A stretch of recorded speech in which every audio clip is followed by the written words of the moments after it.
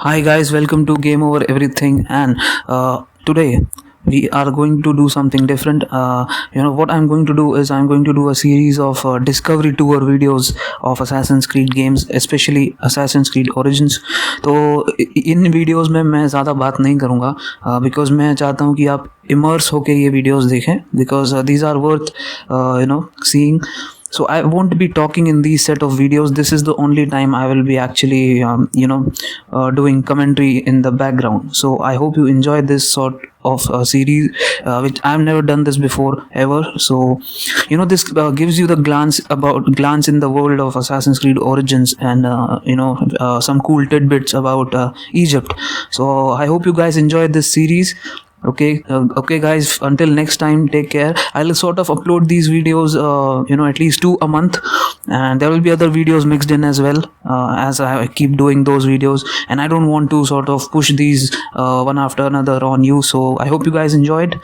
Until then guys, take care, and stay healthy, and in the comments do let me know if you enjoy these kind of videos. Okay guys, I'll see you later. Bye bye. Welcome to the major regions of Egypt.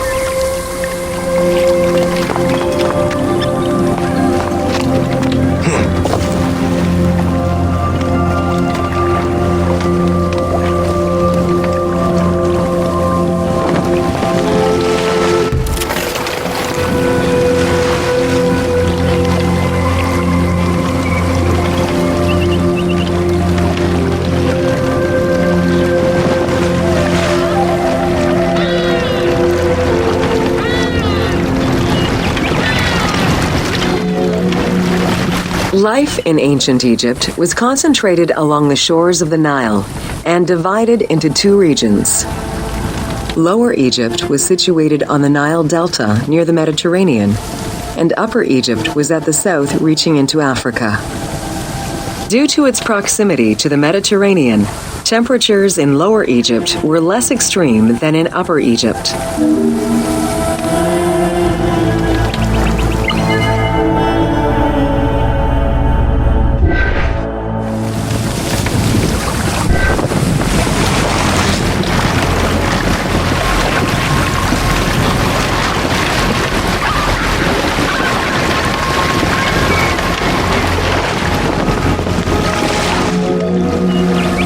Until 3100 BCE and the unification of Egypt, each region had its own pharaoh and crown. Lower Egypt's crown was red and marked with symbols of papyrus and bees. Upper Egypt's crown was white with symbols of lotus and sedge grass.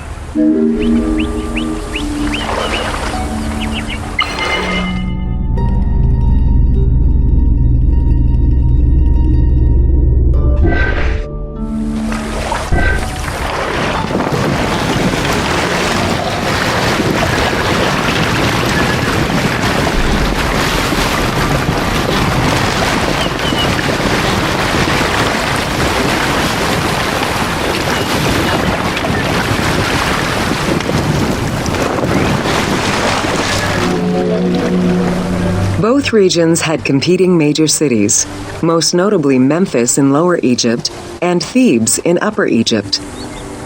There were different religious cults in both regions, each worshipping their own major gods.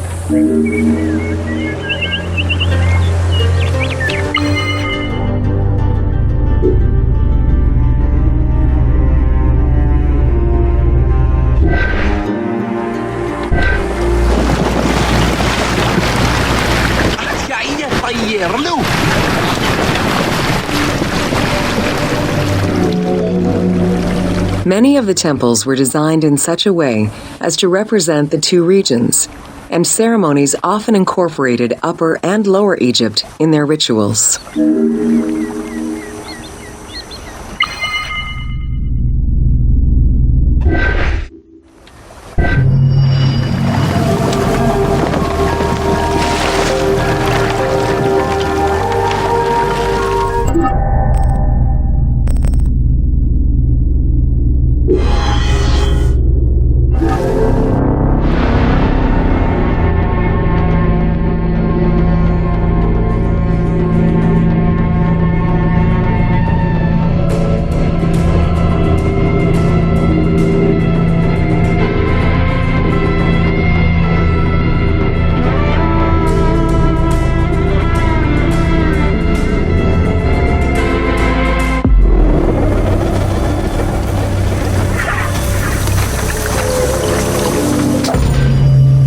Welcome to Bringer of Life, the River Nile.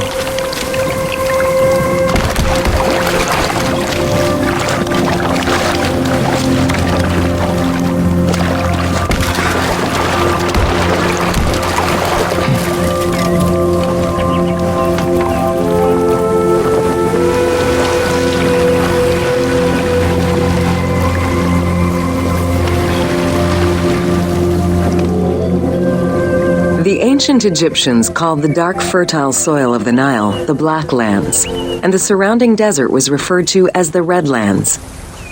The dramatic difference of productive land opposed to barren desert had a deep influence on cultural ideology, mythology, and religion.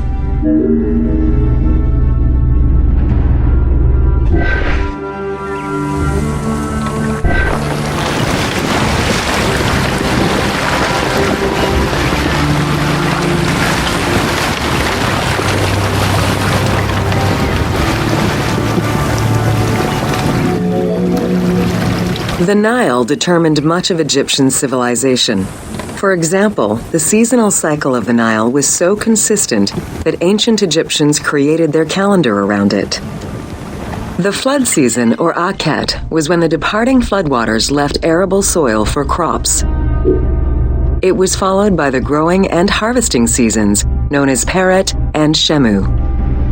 These regular seasons, along with abundant wildlife and rich soil, meant that Egypt's denizens were able to nourish themselves and ensure their country's strength in trade.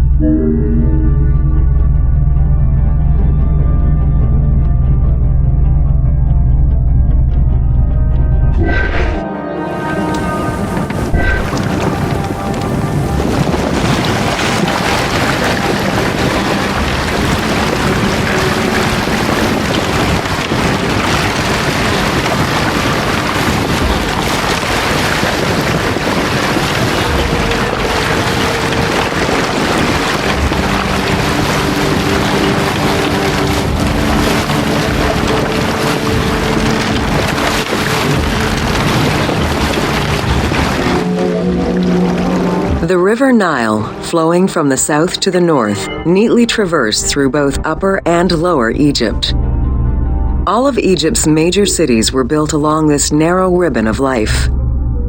Protected by mountain ranges and deserts which acted as natural barriers to enemies, and sustained by the Nile's plants and wildlife, Egyptian civilization enjoyed economic and cultural prosperity for over 4,000 years.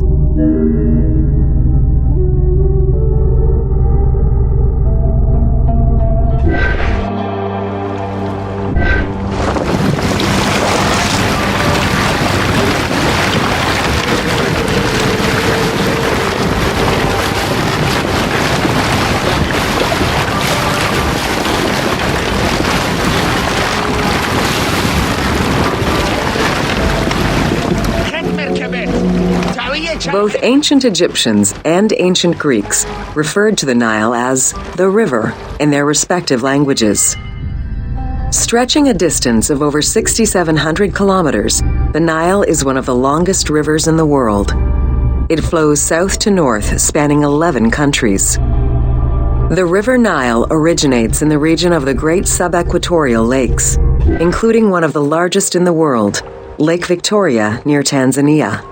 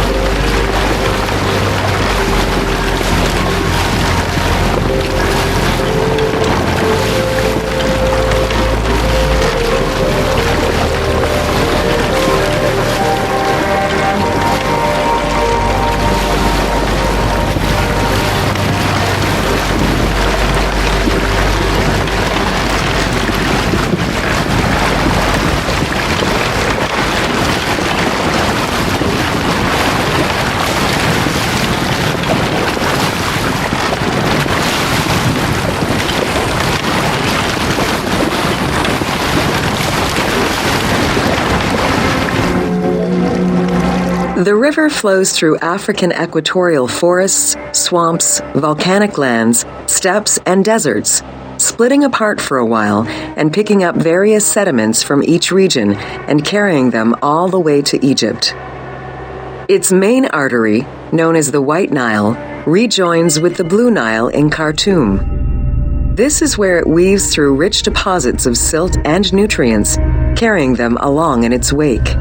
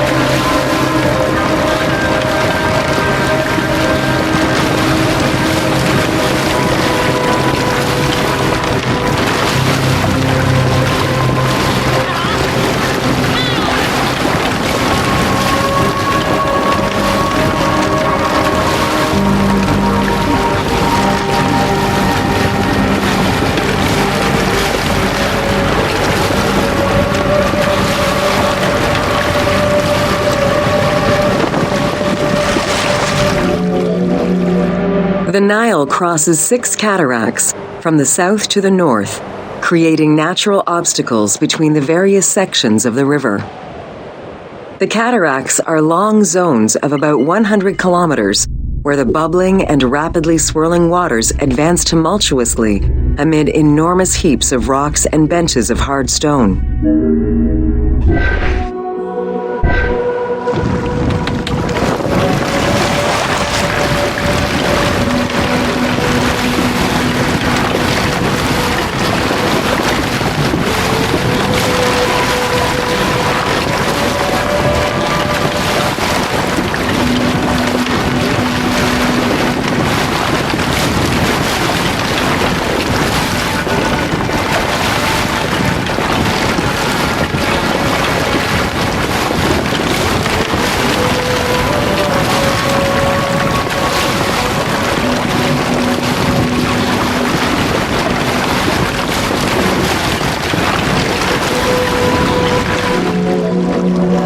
It is after crossing Nubia and the First Cataract that the river officially returns to Egypt in Aswan. There are still 1,000 kilometers before it reaches Cairo and the Delta, bringing life to those living on its shores before it eventually empties into the Mediterranean Sea.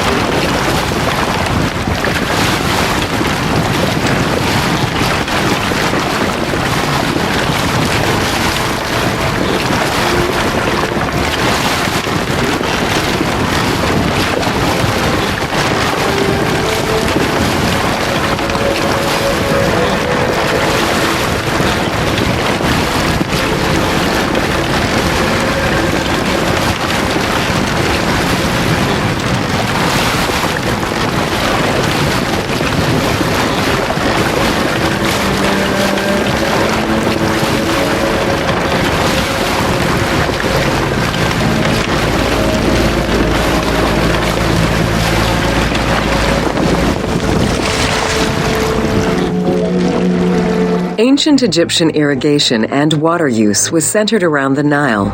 However, they also had access to streams and rivers, as well as several large lakes. The Delta, situated at the north end of the Nile, also known as Lower Egypt, is a large irrigated area where the river splits into several tributaries.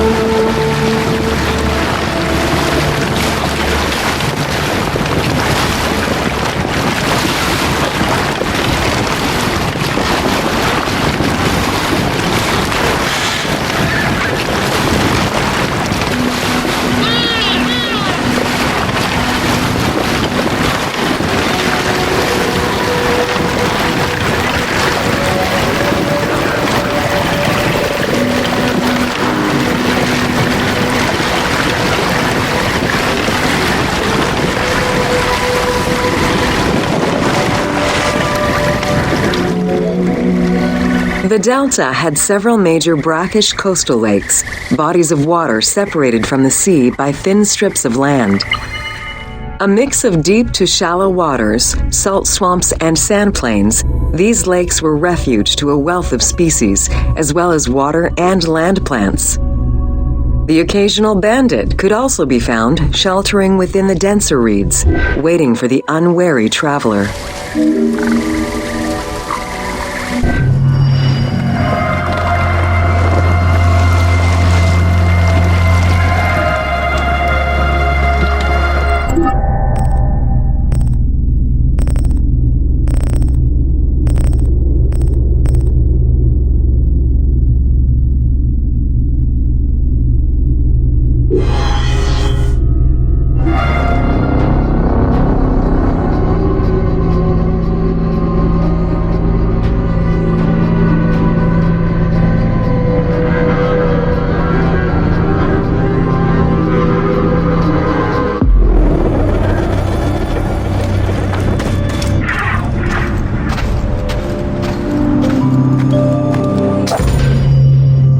Welcome to Deserts of Egypt.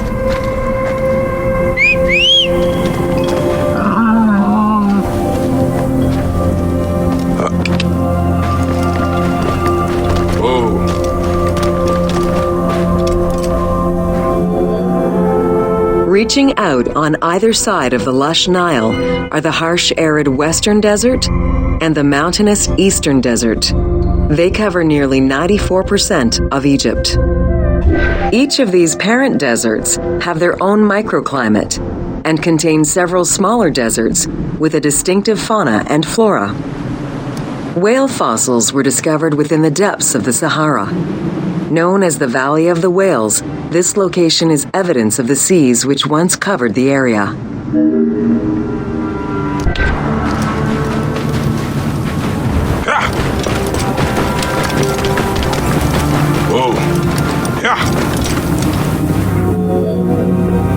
The White Desert in the northeast of the Sahara owes its name to its white limestone soil, contrasting with the yellow sand.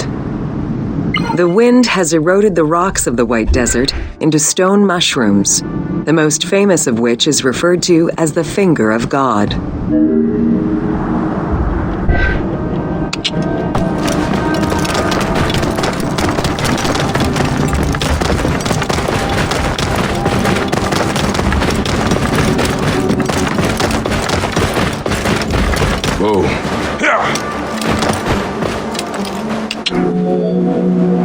The Great Sand Sea is a large unbroken desert that reaches out through western Egypt and eastern Libya.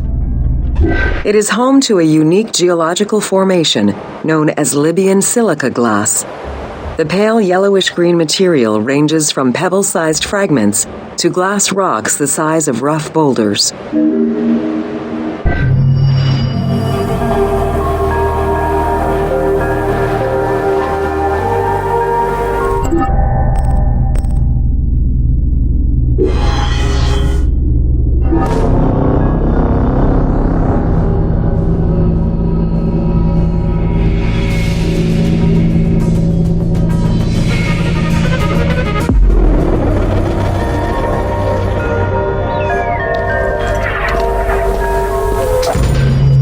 Welcome to the Qattara Depression.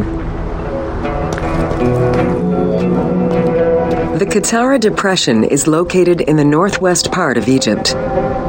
Reaching 18,000 square kilometers, the basin is 133 meters below sea level and covered with salt. It is the second lowest point in Africa, after the Afar Depression.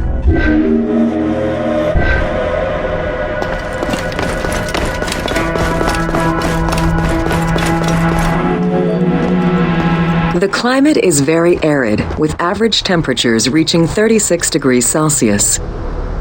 The famous Siwa Oasis is located on the protected southwestern region. Today, the Qattara Depression is utilized for oil exploration.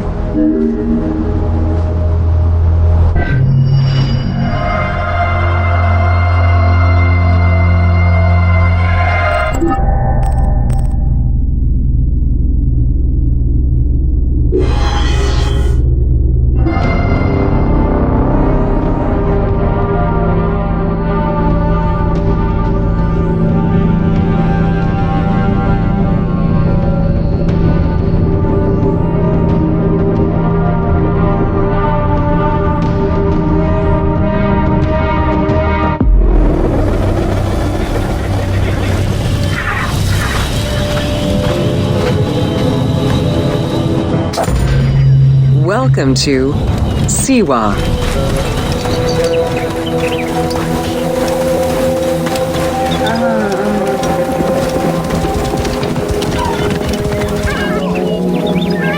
The Siwa Oasis is in the western desert of Egypt.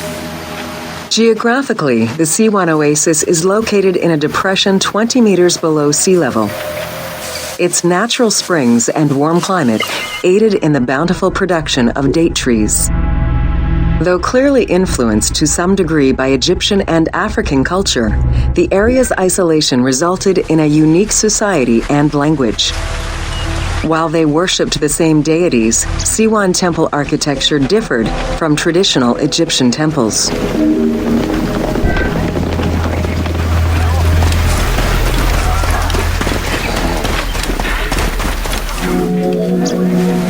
Old Kingdom Egyptians referred to the oasis as cauldron due to its unique geographical structure. Oases were crucial for nomadic tribes and caravans. Without them, there was no chance of survival in an otherwise harsh landscape. As such, oases quickly became hubs for trade, as well as areas of political control.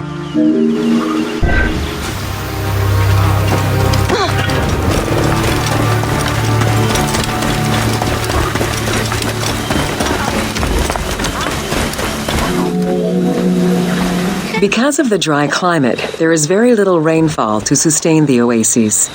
Instead, underground rivers flood the natural basins. Since many oases have a north-south orientation parallel to the Nile, some geologists suggest they were once tributaries of the mighty river. There is evidence that ancient Egyptians attempted to create some oases.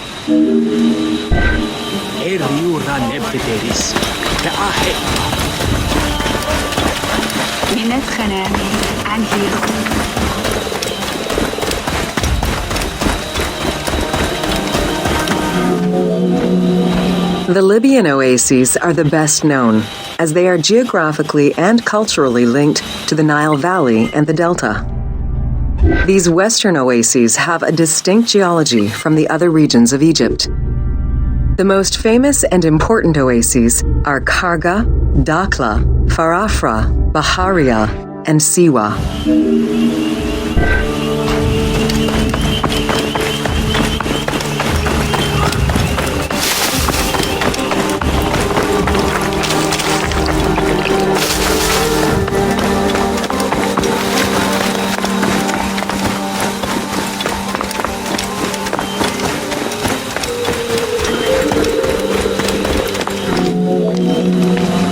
The Spring of the Sun is one of many thermal sources in Siwa, with the particularity that Cleopatra would have bathed in this one, giving it its name. The presence of the source beneath was attested already by Herodotus during the 5th century BCE, when the oasis was called Amuneion by the Greeks of Cyrene.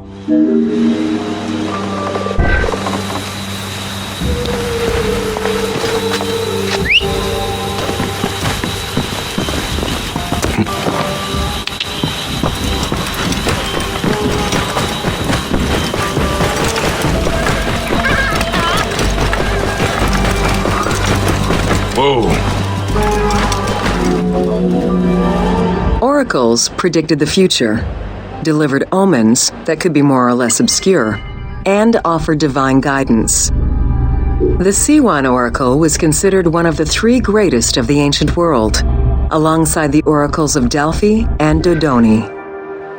Because of the Greek colonies in Cyrenaica, the temple associated Zeus with the worship of Ammon.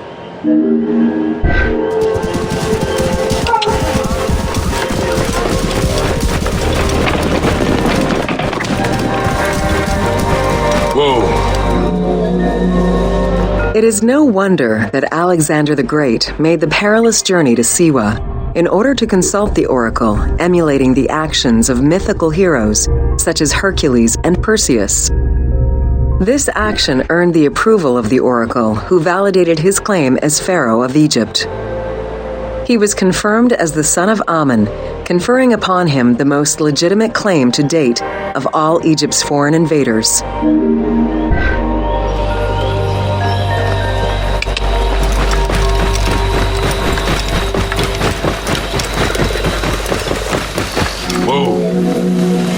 The powerful and the rich would send gifts or travel great distances in order to ensure their good fortune by gaining the blessing of the Oracle of Siwa.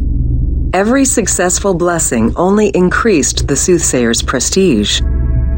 Runner Eubotus, a famous citizen of Cyrene, consulted the oracle in order to know if he would win the 93rd Olympic Games race in 408 BCE. He did, enhancing the standing of the C1 oracle in the process.